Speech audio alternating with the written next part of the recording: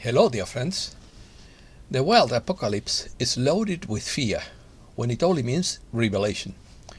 But what is more risky is a literalist rather than an allegorical interpretation. Opinion piece. Deciphering Revelation. Who is the Katejon? Who is the Antichrist? What is the mark of the beast? What is the Photon belt? Are we living through the apocalypse? What is the New World Order? Are we in the end times? What will the 3 days of darkness be? Is there a war for human consciousness? Will the third temple in Jerusalem be rebuilt? Let's start.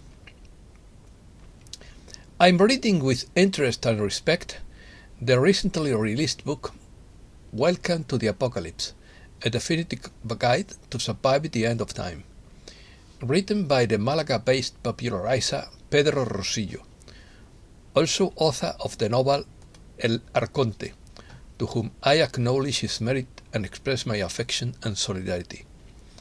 According to the author, in quotes, there is a fight to the death between the kingdom of good and the kingdom of evil, and most people remain oblivious to it.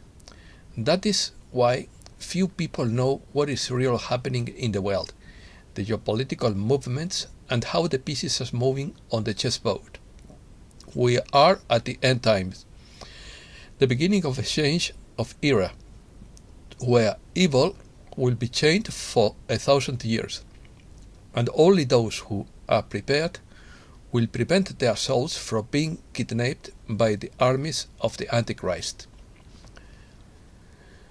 Without wishing to make amends to my fellow YouTuber, far from it, I have done my own research on the subjects he discusses in his essay, and have come to some very curious conclusions, starting from the principle that we know much more than we know, and that no religion has the absolute truth, but that each has fragments of truth. I am not going to reveal anything sensationalist, but to define the various concepts used in this essay. Argument. Welcome to the Apocalypse is an essay published by Pedro Rosillo in this year. The plot is set in a post-apocalyptic future in which humankind has been reduced to small isolated communities in constant danger due to a plague that has ravaged the world. The story follows a group of survivors who band together to confront a new threat, a mysterious organization that seeks to take control of the surviving communities and bend them to its will. The essay explores themes of survival, the struggle for power and resistance in the face of oppression. It also focuses on the relationship between the characters and how they work together to meet the challenges they face. This book has received positive reviews, being praised for its well-constructed plot, interesting characters and exploration of important themes. The author's ability to create a tense atmosphere that keeps the reader on edge throughout the read is also noted. The Archon. His first book was El Arconte, the Archon, a novel published by Pedro Rosillo in 2017. The plot revolves around a dystopian future in which a ruling elite, known as the Archons, controls society with an iron fist, using technology to maintain order and subjugation of the population. The story follows a group of characters who band together to fight the Archons and free humankind from their control. The novel explores themes of power, technology, freedom, and resistance. The Archon has received mostly positive reviews, being praised for its well-constructed plot, interesting characters, and exploration of relevant themes. Apocalypse. Apocalypse is a term used to refer to an apocalyptic event described in the Bible, specifically in the book of Revelation of St. John. In Christian theology, Revelation is seen as a time when God intervenes in humankind's history to judge and purify the world and establish his eternal kingdom. Throughout history, there have been many times when it has been speculated that the apocalypse was near or was occurring. However, none of these times have resulted in the end of the world or the coming of Judgment Day. Today, some spiritual groups may interpret current events as signs of the apocalypse, but these interpretations depend on each person's perspective and beliefs. In any case, the most important thing is to remain calm and act wisely and responsibly in the face of today's challenges. Interpretation. The Book of Revelation is also known as the Book of Revelation. It is the last book of the New Testament of the Christian Bible and is full of symbolic images and prophecies that have been the subject of interpretation and debate for many centuries. The most common interpretation of Revelation is that it is an allegory or metaphor describing the struggle of good against evil and the ultimate victory of good. In this interpretation, the symbolic images and prophecies of the book refer to historical and political events that occurred in the ancient world and have universal application for all humankind.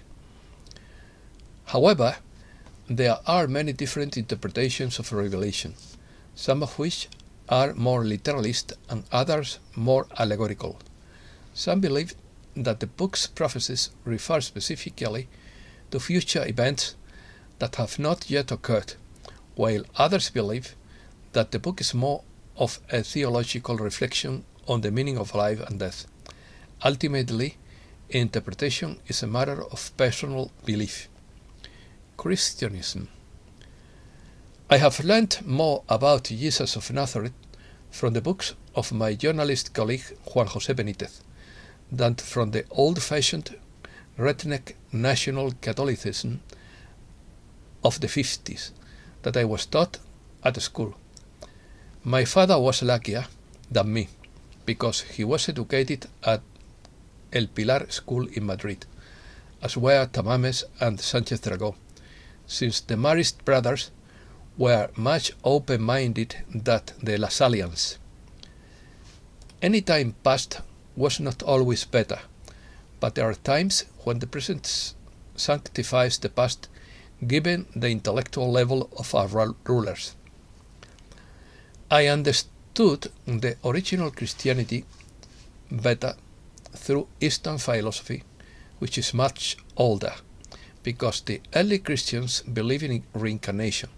So I believe that Jesus was a Buddhist monk and the official doctrine is far removed from the original source, as Jesus didn't found any religious institution, because he detested all religions and priestly castes.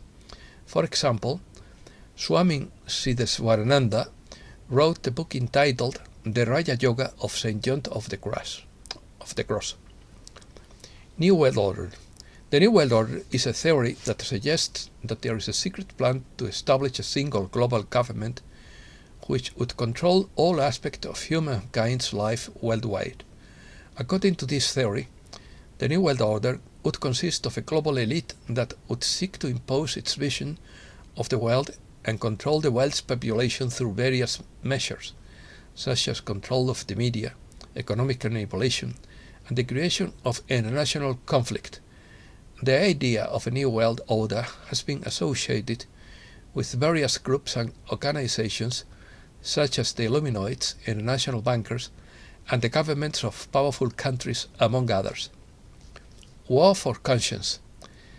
In some circles of opinion, there is the idea that there is an ongoing war for humankind's consciousness, in which different forces need to influence the population's perception and understanding of reality. The idea behind this notion is that there are powerful groups and interests that seek to control the narrative and information that is transmitted to the population in order to manipulate it and maintain their own power and control. Some argue that the media, advertising, and social media are important tools in this war for consciousness, as they can influence people's opinions and beliefs in significant ways. It has also been pointed out that governments, religious groups, and political organizations can be important actors in this struggle, using propaganda and manipulation of information to shape people's perception of reality. While there are those who seek to influence perception of reality, there is also a wide range of information sources available, and many people have the ability to question and critically evaluate the information they obtain. Ultimately, human beings' perceptions of reality and opinions are the result of a complex interaction between multiple factors, including personal experience, education, culture, and social context. End times. Some people believe that we are in the end times because of various prophecies or signs that are considered indicative of the coming end of the world. The end times is a concept that refers to the time when, according to various religious beliefs, there would be the end of one world and the beginning of another, or the end of this humankind as we know it. It is an idea that has been part of many cultures and religions throughout history, and has been interpreted in different ways. In some beliefs, the end of time is associated with the coming of a final judgment, in which humankind will be judged for their actions, and their fate will be determined. In others, it is believed that the end times will occur as a result of a natural catastrophe or cosmic event, such as an asteroid impact or a massive solar flare. In many religions, the end times are associated with the coming of a Savior or Messiah, who would bring salvation and redemption for the righteous. In Christianity, for example, it is believed that the end times would occur with the second coming of Christ, while in Islam, it is believed that the end times will be marked by the appearance of the Mahdi and the return of Jesus. Second coming. The second coming of Christ is a Christian concept that refers to the return of Jesus Christ to the earth at the end of time. According to this belief, after Jesus' ascension following his death and resurrection, he promised to return to establish the kingdom of God on earth. The idea of the second coming of Christ is based on several biblical references, including the Gospels and the writings of the Apostles. In particular, the book of Revelation describes a series of events believed to precede the second coming, such as the appearance of false prophets and the final war between good and evil. Belief in the second coming of Christ is held by many Christian denominations, although the specific interpretation of how and when it will happen varies. Some believe that there will be a rapture in which Christians will be taken to heaven before the final events, while others believe that Christians will end up on earth throughout the process. Antichrist. The concept of the Antichrist is a figure that appears in Christian theology and refers to a political or religious leader who opposes Christian values. In Christian theology, the Antichrist is seen as an adversary of God and is believed to appear in the end times to deceive humankind and lead them astray. Descriptions of the Antichrist vary among different Christian traditions. But he is generally seen as a charismatic leader who would deceive people with his cunning and false promises. According to some interpretations, the Antichrist would also perform miracles and wonders to gain followers and to consolidate his power. His appearance is seen as an apocalyptic event that would mark the end of time. However, this figure is not recognized in other religions or beliefs, and its interpretation and meaning varies between different Christian groups. The Katejon. Katejon is a philosophical term that was first used by the Greek philosopher Plato in his dialogue Timaeus.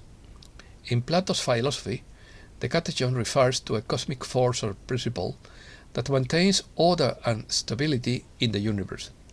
According to Plato, the Katejon acts as a check or limit on the chaotic and disorderly forces that threaten the existence of the cosmos.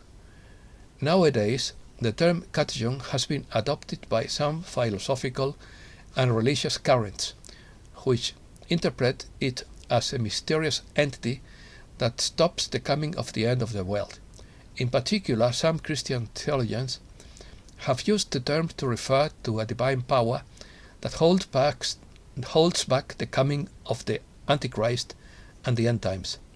However, it is important to note that this interpretation of Katejon is alien to the original Platonic philosophy.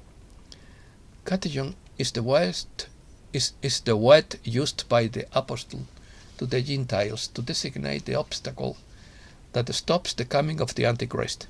The Holy Fathers interpreted this obstacle as the Roman Empire. Today is considered to be a human being whose mission is to delay or prevent the coming of the Antichrist. The mark of the beast. The mark of the beast is a term that appears in Revelation chapter 30. It refers to a sign or mark that would be imposed by the Antichrist or beast, and would be required to buy or sell goods and services. The exact description of the mark of the beast varies according to interpretations, but it is generally considered to be a number or combination of numbers that will be placed on the right hand or forehead of individuals. In Christian theology, it is believed that this mark represents submission and allegiance to the beast rather than to God, and that those who accept it will be condemned to punishment. It is important to note that the interpretation of the mark of the beast is a subject of debate and controversy within Christian theology, and has been the subject of various interpretations throughout history. Some religious groups have linked the mark of the beast to modern technologies, such as microchips or nanochips, while others interpret it as a metaphor for political or religious control. 3 days of darkness. The 3 days of darkness is a term that appears in some apocalyptic prophecies and beliefs, and refers to a period of time when darkness would cover the earth for 3 consecutive days. In Christian theology, some religious groups have interpreted the 3 days of darkness as an apocalyptic event described in the book of Revelation that would mark the end of time. In particular, some theologians and prophets have linked the 3 days of darkness with the coming of the Antichrist and the final judgment, and have described it as a time of divine punishment and purification for humankind. The 3 days of darkness are not found in the Bible, and their origin and meaning depend on the beliefs and traditions of each religious group. Photon belt. The photon belt is a theory that postulates the existence of a band of electromagnetic radiation in the galaxy, which is characterized by an increase in the intensity of the radiation. According to this theory, the solar system would pass through this band of the radiation from time to time, which could have significant effects on the Earth's weather and geological activity. This theory originates from scientific research in the 50s, when the Van Allen belts, which are bands of the radiation surrounding the Earth, were discovered. Nibiru. Nibiru is a theory that postulates the existence of a hypothetical planet or celestial body which is believed to be dangerously close to Earth and could have catastrophic consequences. According to this theory, Nibiru is a planet unknown to conventional science, which orbits in a binary system with the Sun and periodically approaches the Earth, causing earthquakes, tsunamis, and other natural disasters. The idea of Nibiru originated in the 70s when the writer Zecharia Sitchin proposed the existence of a planet called Nibiru in his book, The 12th Planet. Since then, this theory has been the subject of much speculation and has been linked to various apocalyptic predictions and prophecies. Some theories claim that Columbus is a giant planet approaching the Earth that could cause a global catastrophe due to its gravitational impact. It has also been associated with apocalyptic prophecies, such as the end of the world. Gog and Magog. Gog and Magog are two names that appear in the Bible and other religious traditions, referring to the two peoples or nations engaged in an apocalyptic battle. In Christian theology, Gog and Magog are mentioned in the book of Revelation and are described as two enemy nations that unite to fight against God in the Last Judgment. The exact identity of Gog and Magog is not clearly defined in the Bible and has been the subject of interpretation and speculation throughout history. Some theologians have identified Gog and Magog with the specific nations, while others interpret them as symbols of demonic forces or evil in general. In addition to the Christian tradition, Gog and Magog also appear in other religions and cultures, such as Judaism, Islam, and Persian mythology. In these traditions, Gog and Magog can have different meanings and symbolism, although they are often associated with the idea of the end of the world and the struggle between good and evil. The Third Temple. The rebuilding of the Third Temple in Jerusalem is an issue of religious and political importance in Judaism and in the Israeli-Palestinian conflict. According to Jewish tradition, the temple is the holiest site in Judaism, and its destruction in 70 after death has been seen as a tragic event and a sign of the Jewish diaspora. There are Jewish religious sectors that believe that the Third Temple should be rebuilt to fulfill biblical prophecy and to restore the Jewish people's connection to its religious and cultural heritage. However, other Jews and many Muslims and Christians oppose this idea, arguing that rebuilding the temple could provoke religious and political tensions in the region. Currently, the Temple Mount in Jerusalem, where the Dome of the Rock and the Al-Aqsa Mosque are located, is a holy site for Muslims, Jews and Christians, and its status is disputed between Israelis and Palestinians. Meanwhile, some religious and political groups in Israel continue to promote the rebuilding of the temple, although there is no clear consensus on how this would be done and what the implications would be. And that's all for today. Thanks a lot, dear friends.